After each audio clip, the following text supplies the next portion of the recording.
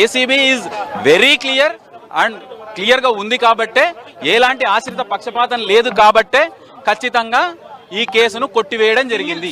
ACB case దాఖలైన తర్వాత ఆయన దాఖలు చేసుకున్న క్రిమినల్ పిటిషన్, హైకోర్టు ముందు దాఖలు చేసుకున్న క్రిమినల్ పిటిషన్ అనేది కాంప్రిహెన్సివ్ గా డిస్మిస్ చేయబడ్డది. అంటే దాంట్లో ఆయనకున్న మధ్యంతర ఉత్తర్వు, మధ్యంతర ప్రొటెక్షన్ ఏదైతే interim protection of not to arrest ఏదైతే ఉందో అది ఈ రోజుతో చెల్లుబాటు అయిపోయింది. తక్షణం ఏసీబీ ఆయనను అరెస్ట్ చేసుకునే అధికారం, అవకాశం high court anti corruption bureau of తెలంగాణకి ఇవ్వడం జరిగింది. 47 కోట్లు గ్రీన్ కో కంపెనీ చెల్లించింది ఎలక్ట్రల్ బాండ్స్ రూపంలో.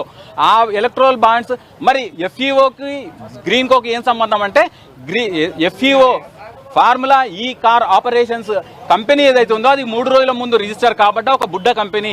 అది కేవలం గ్రీన్ కోకు సిస్టర్ కన్సర్న్. రాష్ట్ర ఖజానా నుంచి 55 కోట్లు చెల్లించమని మౌఖిక ఆదేశాలు జారీ చేయడం, ఆయన ప్రెస్ మీట్ లో కూడా చెప్పిన విషయాన్ని కూడా కోర్టులో తీసుకోవడం జరిగింది. ఏసీబీ ముందున్న కేసుల్లో ఎవరు ప్రెస్ మీట్లు నిర్వహించరు, క్రిమినల్ పిటిషన్లు ఫైల్ చేసుకోరు క్వాష్కి. కానీ వారు ఫైల్ చేసి ఆయన లేఖనాలను ఆయనే ఫిలప్ చేసుకోవడం వల్ల ఈ రోజు అది ఆశనిపాతంగా మారింది.